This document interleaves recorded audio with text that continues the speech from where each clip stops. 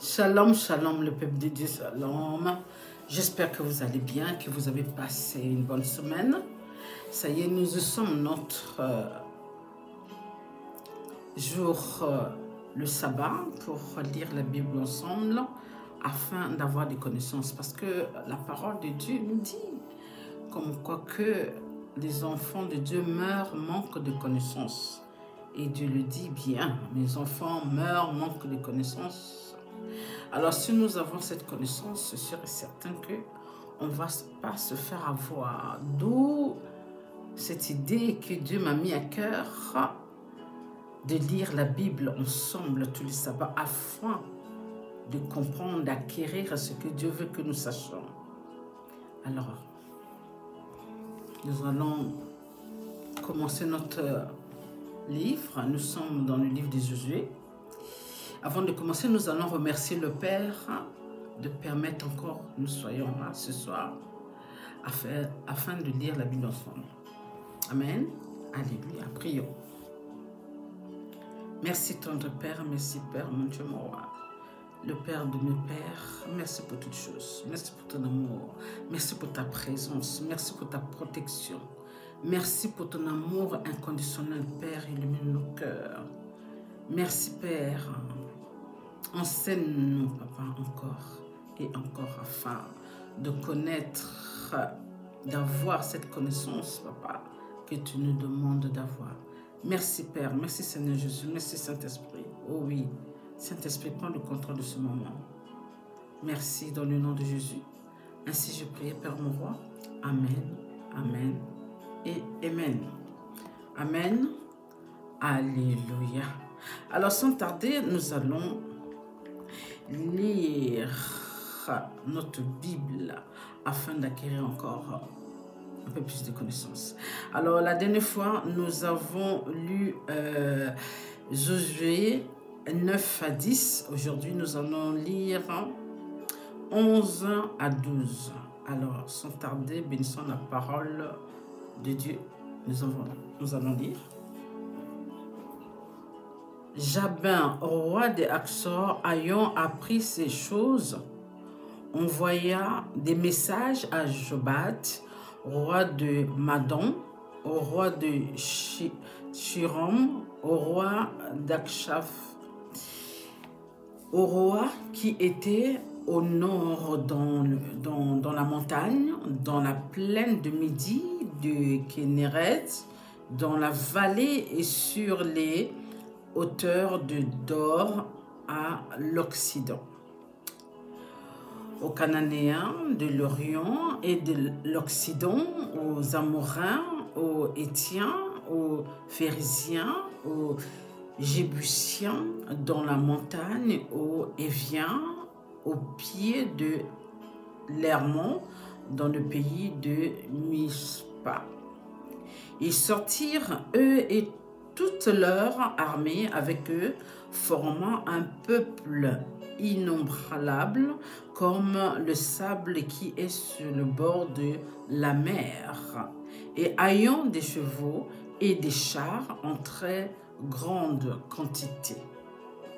Tous ces rois fixèrent un lieu de réunion et campés ensemble, près de Zo de Méron pour combattre contre Israël. L'Éternel dit à Josué, ne les crains point, car demain, à ce moment-ci, je les livrerai tous, frappés devant Israël.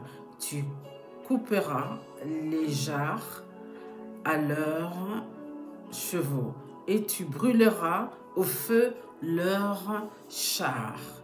Josué, avec tous ces gens de guerre, arriva subitement sur eux, près des eaux de Méron, et ils se précipitèrent au milieu d'eux.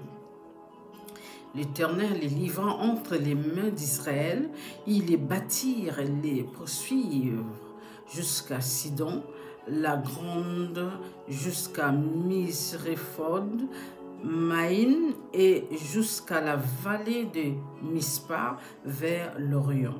Ils les bâtirent sans en laisser échapper aucun. Josué les traita comme l'Éternel lui avait dit. Il coupa les jarres à leurs chevaux et il brûla leurs chars au feu. À son retour, dans le même temps, Josué prit Akshor et frappa son roi avec l'épée. Akshor était autrefois la principale ville de tous ces royaumes. On frappa du tranchant de l'épée et l'on dévoua par interdit tous ceux qui s'y trouvaient.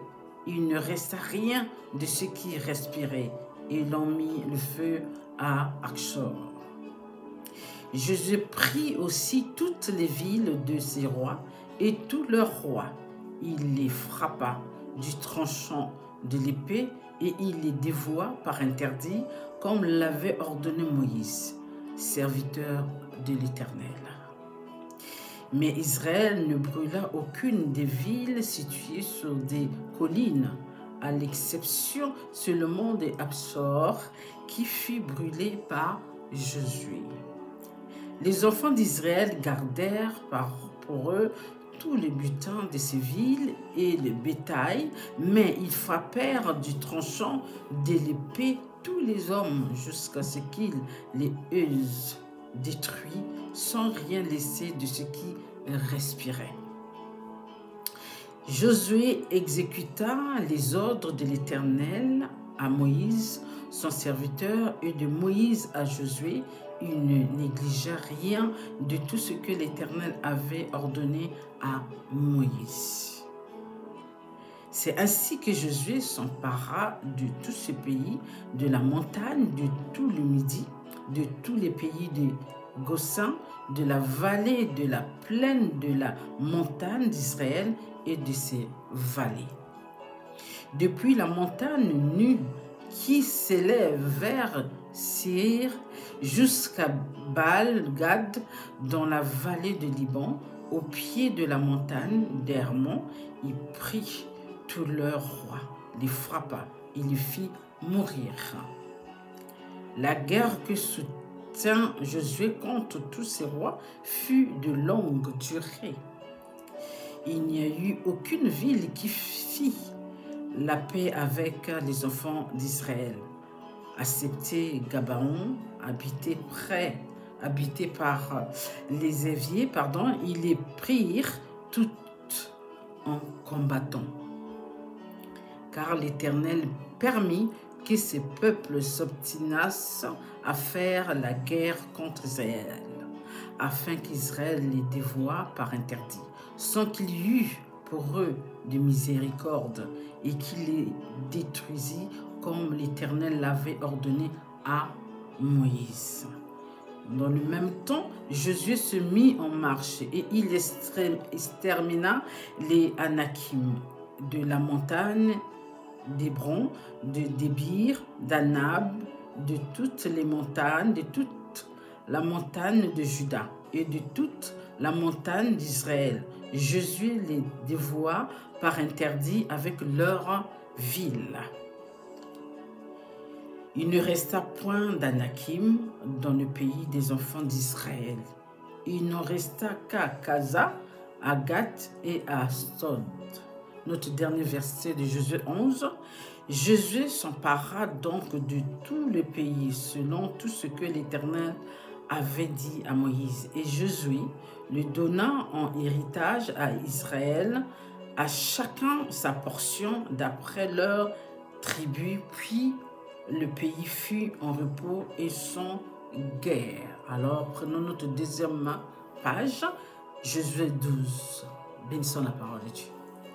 Voici le roi que les enfants d'Israël bâtirent et dont ils possédèrent le pays de l'autre côté du Jourdain, vers le soleil levant, depuis le torrent de Armon jusqu'à la montagne de l'Hermon, avec toute la plaine à l'Orient.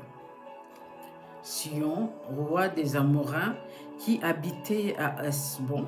Sa domination s'étendait depuis Aroër, qui est au bord du torrent de l'Arnon, et depuis le milieu du torrent sur la moitié de Galade jusqu'au torrent de Jabbok, frontière des enfants d'Armon. Sur la plaine jusqu'à la mer de Kinneret à l'Orient et jusqu'à la mer de la plaine, la mer Salée à l'Orient vers Beth Jeshimoth, et du côté du midi sur le pied du Pisga. Og, roi de Bassan, seul reste des Réphaïm qui habitaient à Ashtaroth et à Édrie. Sa domination s'étendait sur la montagne de l'Hermon, sur Salka, sur tout Bassan, jusqu'à la frontière des Gershuriens et des Marcatiens, et sur la moitié de Galade, frontière de Chion, roi de Hesbon. Moïse, serviteur de l'Éternel, et les enfants d'Israël les bâtirent, et Moïse, serviteur de l'Éternel, donna leur pays en possession aux Rubénites, aux Gadites et à la moitié de la tribu de Manassé. Voici le roi que Josué, les enfants d'Israël bâtirent de ce côté-ci du Jourdain, à l'Occident depuis Baal-Gad, dans la vallée de Liban, jusqu'à la montagne nue qui s'élève vers Séhir. Josué donna leur pays en possession aux tribus d'Israël, à chacun sa portion. Dans la montagne, dans la vallée, dans la plaine, sur les coteaux, dans le désert et dans le midi, pays des Hétiens, des Amorains, des Cananéens, des Phérésiens, des Éviens et des Jubusiens. Le roi de Jéricho, 1. Le roi d'Aï, près de Bethel, 1. Le roi de Jérusalem, 1. Le roi d'Hébron, 1. Le roi de Jarmuth, 1. Le roi de Lachis, 1. Le roi des Glons, 1. Le roi de Gesser, 1. Le roi de Débir, 1. Le roi de Guéder, 1. Le roi de Horma, 1. Le roi d'Arad, 1. Le roi de Libna, 1. Le roi d'Alulam, 1. Le roi de Makeda, 1. Le roi de Bethel, 1. Le roi de Tabouach, 1. Le roi de Épher, 1. Le roi d'Aphek, 1. Le roi Lacharon, 1. Le roi de Madon, 1. Le roi de Achor, 1. Le roi de Chirom, 1.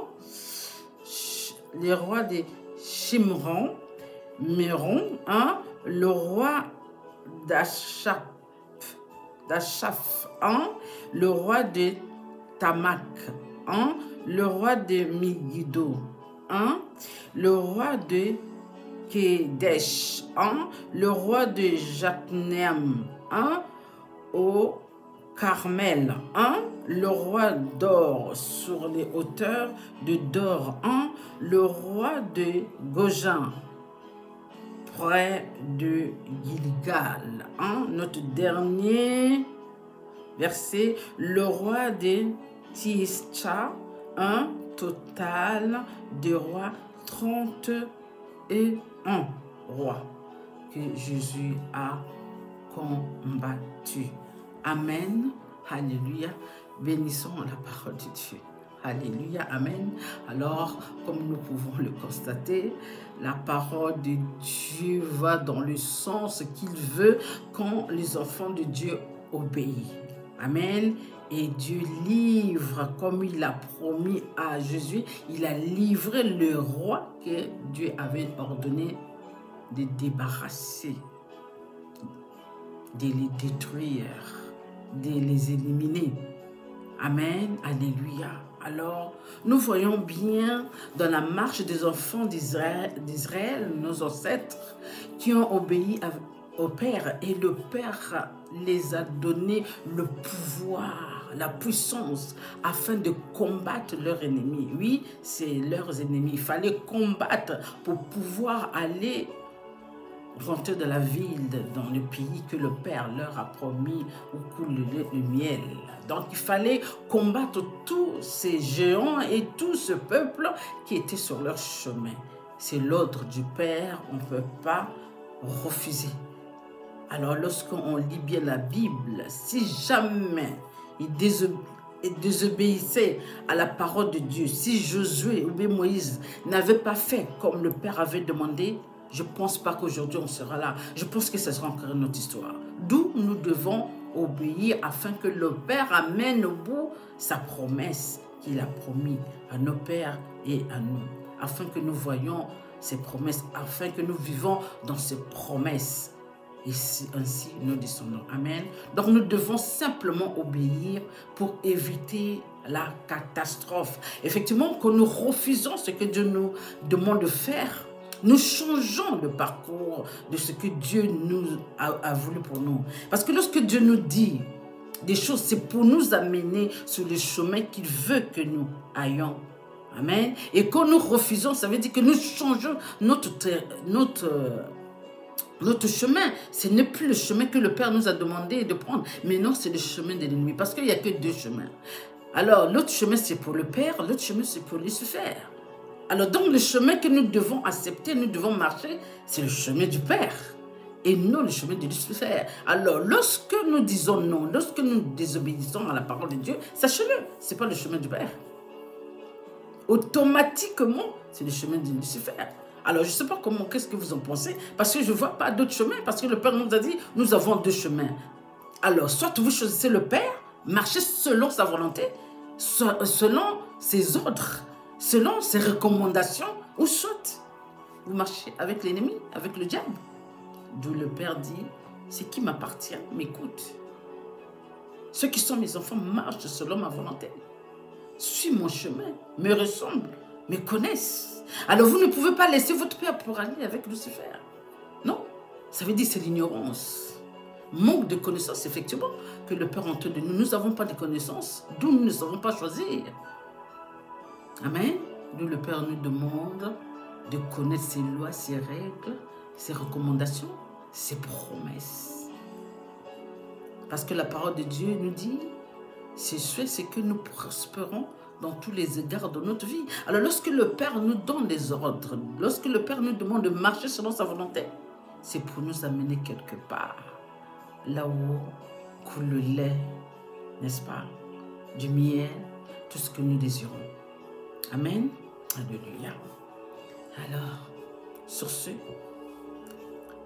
remercie le Père pour ce moment qu'il a permis que nous soyons dans sa présence, pour encore apprendre un peu plus dans ce qu'il nous demande d'avoir des connaissances.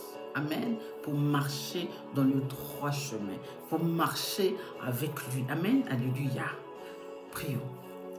Oh, tendre Père, Dieu de mes pères, Abraham, Isaac, Jacob. Père, merci pour ce moment qui t'a permis, qui t'accorde.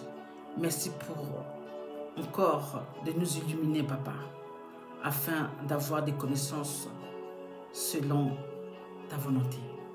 Papa, fais-nous marcher selon ta volonté et non selon nos volontés. Papa, apprends-nous toujours de marcher et d'accepter et d'obéir ce que tu nous demandes de faire, afin que nous marchons selon ton désir. Père, merci. Merci pour ton amour, merci pour ta grâce, merci pour ta faveur, merci pour ta protection, Père. Père, je te confie mes frères et sœurs un peu partout dans le monde. Oh Père, au nom de Jésus, tu connais leurs problèmes, tu connais leurs difficultés, tu connais ce qui se passe dans leur vie, dans leur maison. Père, visite-les, fais du bien. Guéris, soigne, Papa. Débarrasse tout ce qui n'est pas de toi dans leur maison. Guide-les selon ta volonté, Papa. Merci Père, merci mon roi. Dans le nom de Jésus Seigneur, mon Dieu, mon roi. Ainsi je prie Père. Amen, amen et amen. Amen le peuple de Dieu. Bon sabbat. À sabbat prochain. Bye.